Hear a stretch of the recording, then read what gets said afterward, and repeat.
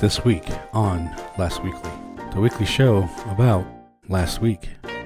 New episodes every Tuesday. Okay, we were a little late this time as well.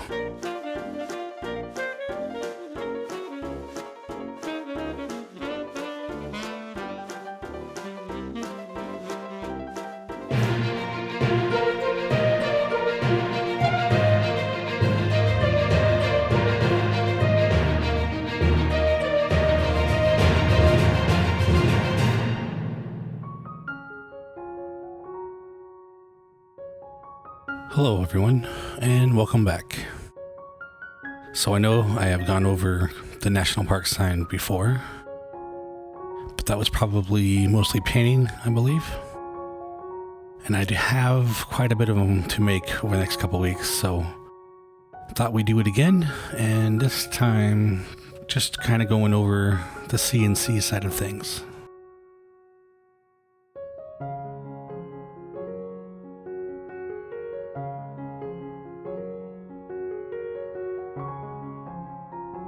So the first thing I think everybody will notice are these lines, which are from the router, because right now it's using I believe a 1/8 bit, and it's got a slight tip to it, so it's not making it flat.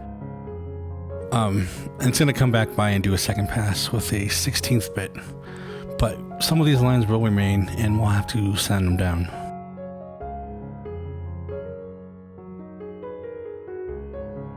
But a lot of it, especially in these letters, look pretty good.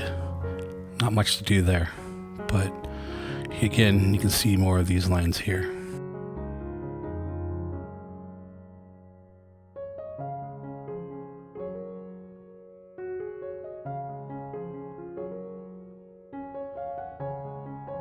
And we're actually getting pretty close to being done with the second pass, which is the detailed pass with the 1/16th bit.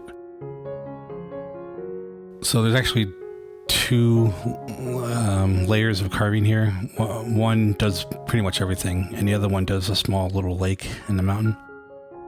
And we usually do like a 1/4 depth on that first layer and 1/8 on the second one, but I went a little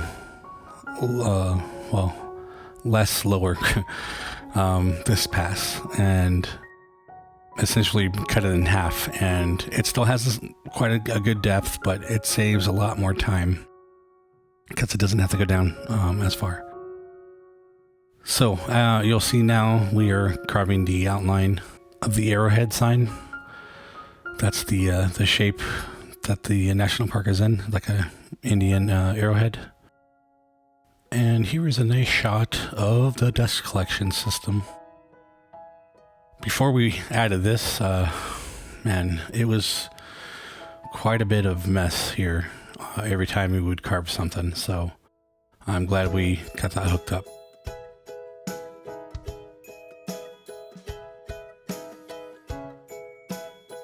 So when we're cutting the outside edge here, I mean, we're essentially cutting it straight down to the bottom. So at some point, the centerpiece will break loose, and that would probably shift around as the bit is cutting. So to prevent that, they put these little tabs right there. They leave a little tab as to hold it in place. And you can see when I flip it over here,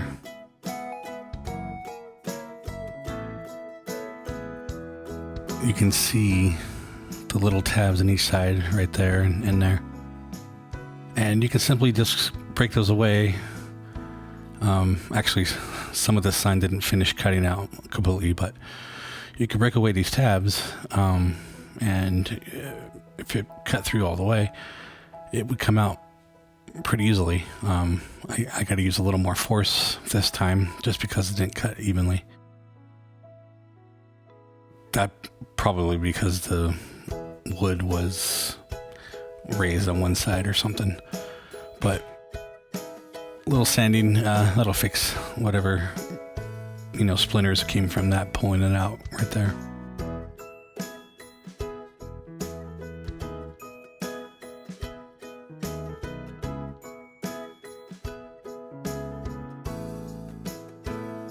And as I said, now sanding away all these little lines left over from the bit.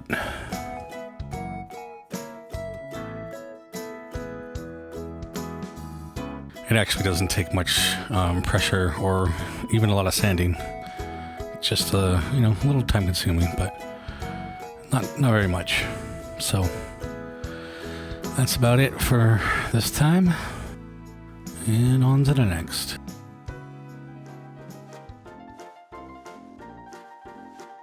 A couple weeks ago, we spoke about the Dodger sign that was going to be done on the CNC, but instead we cut it out on the laser.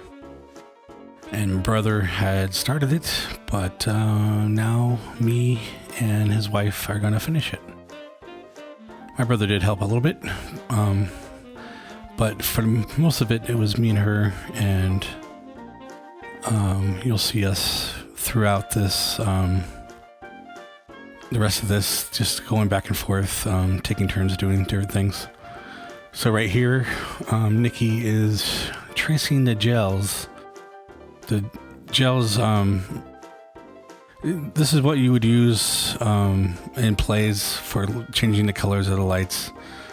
I mean, back in the older days, they still kind of use them now too, but a lot of lights are LEDs and they, change color electronically, but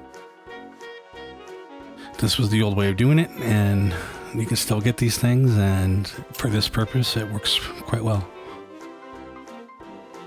So basically, we traced out where we needed to put the blue.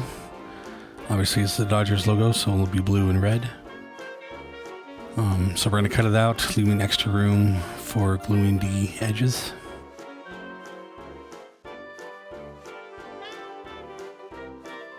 Now, we didn't need to be so exact with our cutting, but the the glue has to have enough room, so we just kind of trace it out as much as we can. But we do need to be exact cutting in these areas, because obviously the red can't overlap the blue, because then it's like a purple color, because the gels are transparent, so, or I guess translucent, I don't know what you want to call it. They change color. So you got to cut it out exactly so the two gels don't overlap. So now I'm going to start gluing this first layer of acrylic. I had to do this in a couple pieces because of the size of my laser, but it still worked out. So you'll see I kind of hold it together here, and then I'm going to use this accelerator spray, which makes the glue harden in seconds, so you don't have to sit there and hold it for a certain amount of time. And yes, action was here, making a silly face.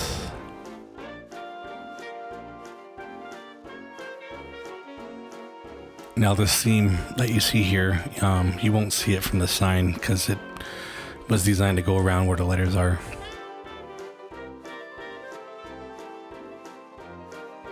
And I'll just continue to glue the rest of it together.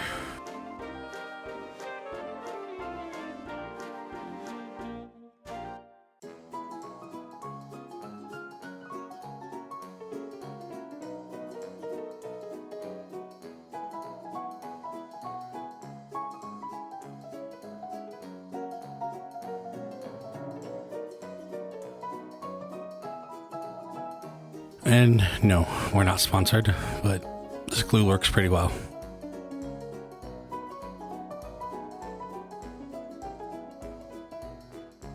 When we were testing the light up portion of the sign, I didn't like how much light was reflecting back.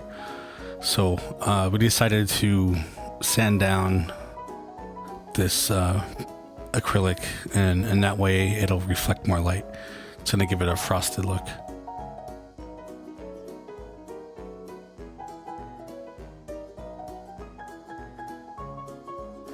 And she's still sanding. And then I sanded.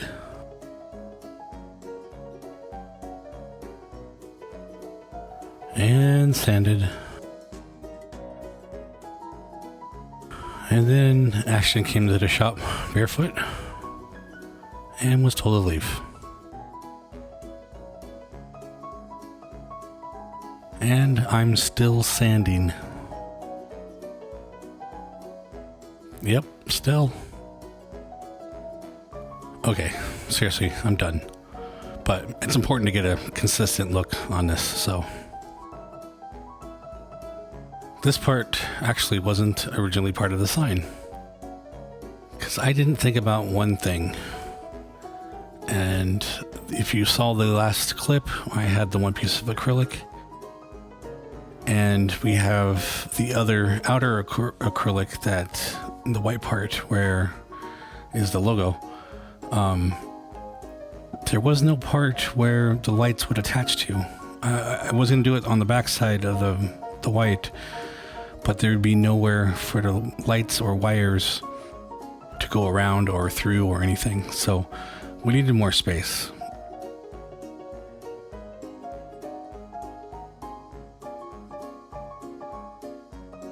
So I cut out these sections to make the rings, and you can see here when I'm gluing them, I'm offsetting where they were connected before on the layer below, and that will make it really strong. It won't flex or anything.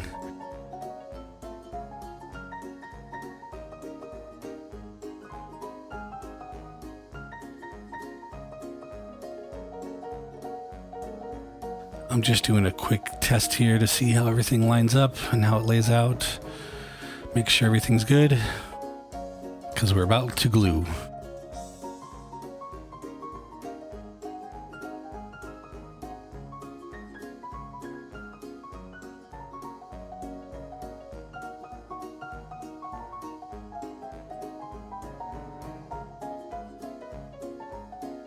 Alright, so everything looks good. So first step is to glue the gels onto the backside.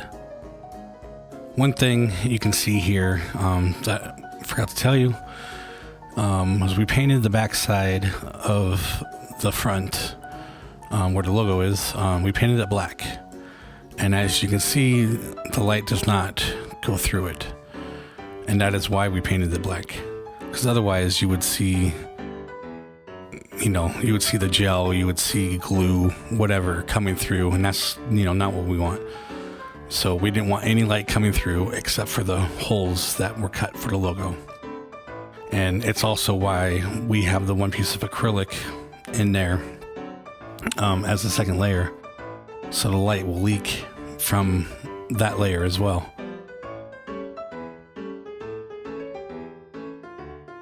Just to continue gluing for a bit and not talk. So enjoy the music. And maybe take the time to do what the screen says.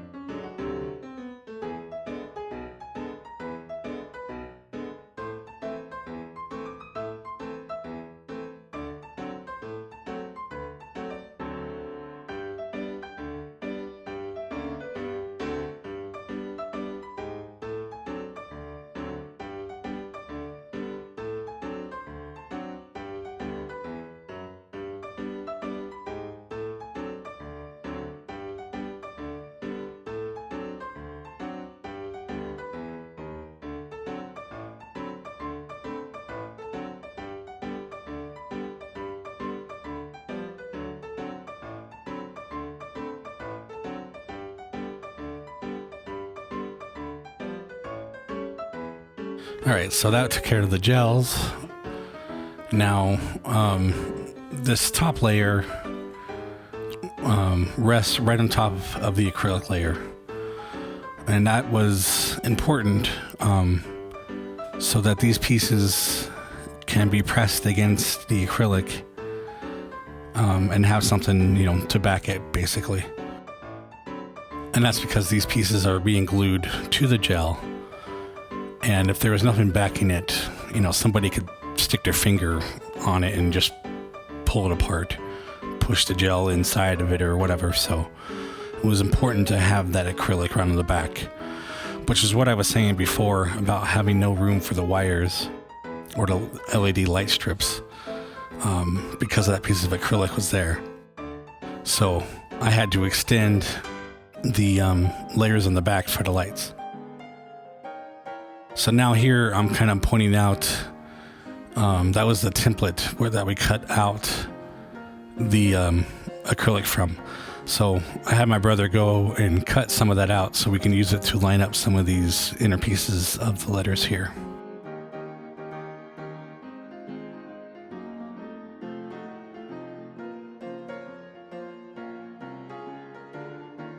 That was almost like a little puzzle, trying to figure all that out. But now that we have it, we glue it down.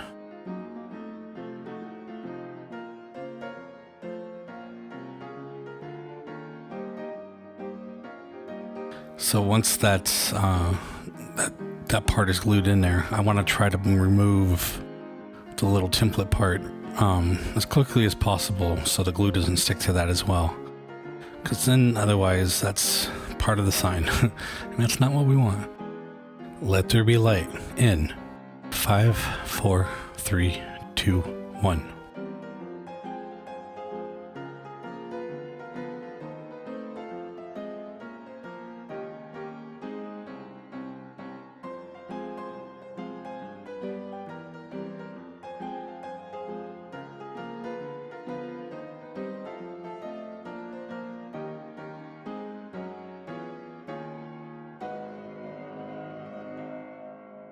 Now this little piece turned out to be quite the little hassle. So first I dropped it, got glue on top of the sign, which of course we have to rub off like right away. I tried to get it back in there, which I did, and then as we're rubbing it off, with alcohol by the way, yep, we moved it, which means there was glue that got onto the gel where it shouldn't have been. So all that had to be removed, and we had to wipe that off right away.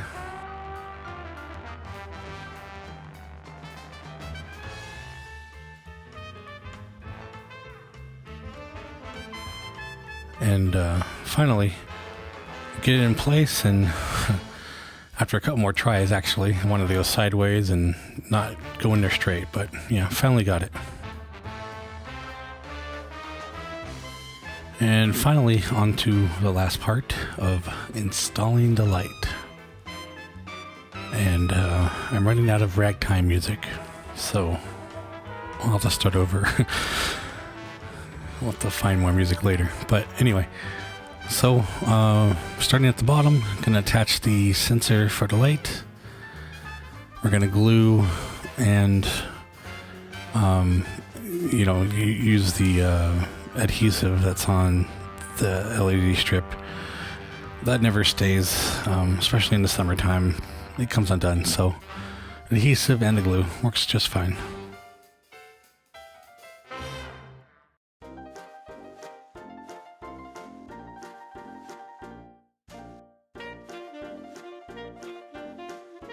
So I don't want to bore you watching just glue pieces here. But this part here, I do want to explain a little bit.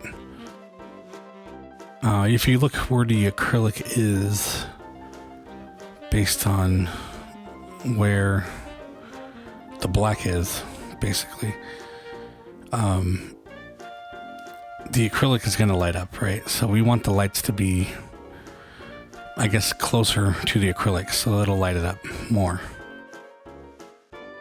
So I cut out these little pieces that you see off to the right, I'm just picking up. And we're going to glue those down and make the lights kind of go around them. So, like I said, it'll be closer to the acrylic. And we have plenty of light here to go around, and we're going to wrap it back around to where we can continue on the ring, if that makes any sense, but you'll see right here.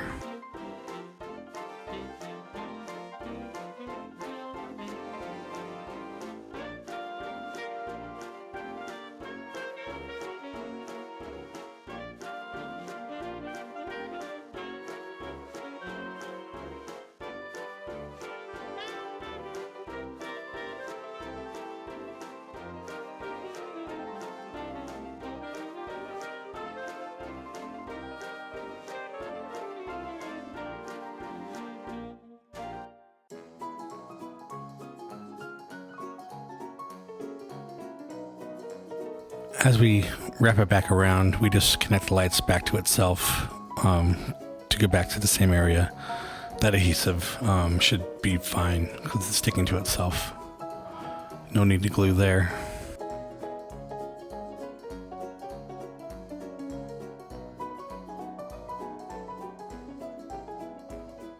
So as I said before, my original idea was to glue the lights on the back side of the logo.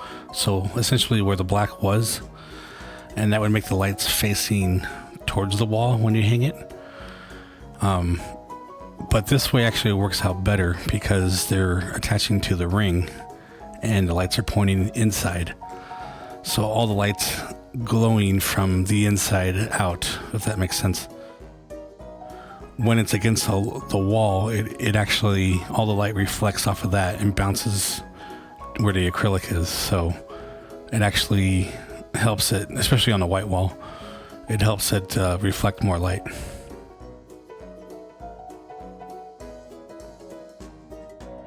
So right here again, we're bringing the light strip closer to the acrylic. And I'll point this out better here in a second.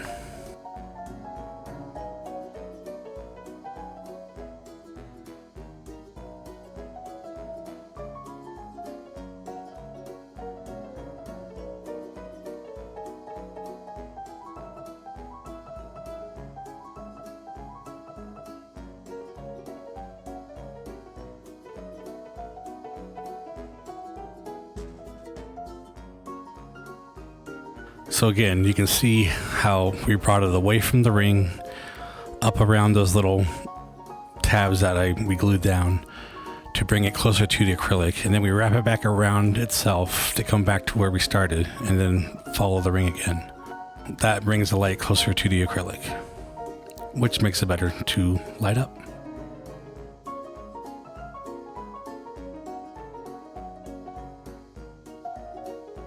And here we made it all the way around, basically, just to have a tiny bit of extra light left, and I don't want to cover the sensor, so we're just going to cut it right before then.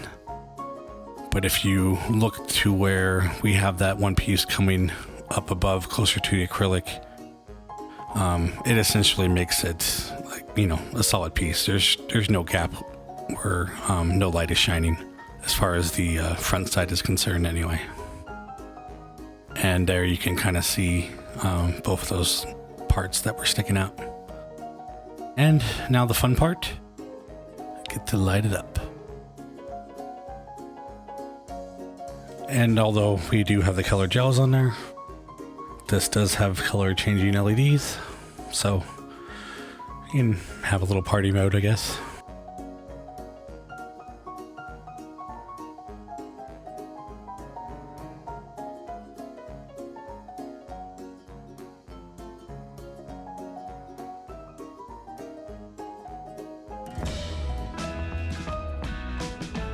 And lastly here, I just wanted to share a little tip with my laser. Now these are the graphics for my router bases that I make, 2 different kinds. And you notice here the screw holes that I'm pointing to.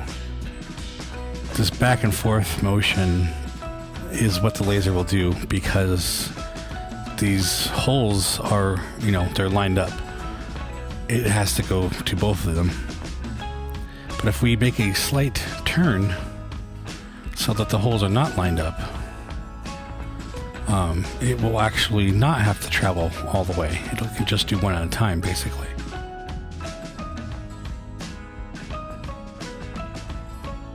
And if we look at the time that is currently there, that's for the time where the holes are lined up. So that's an hour and 23 minutes. Now, if we cancel this print, and we'll go up there and rerun it now with our rotated base plates, you'll now notice that it is an hour and 4 minutes. We saved 19 minutes, almost 20 minutes, by simply rotating these base plates and not making the laser head travel that distance.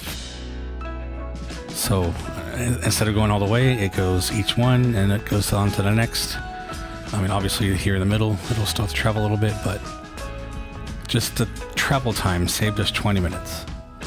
So just important things to think about when you're laying things out for cutting or engraving with a laser. I want to thank everybody for joining us again on this episode of Last Weekly. Remember to subscribe, like, share, and until next time. Which, if you didn't know by now, that little sound means cut.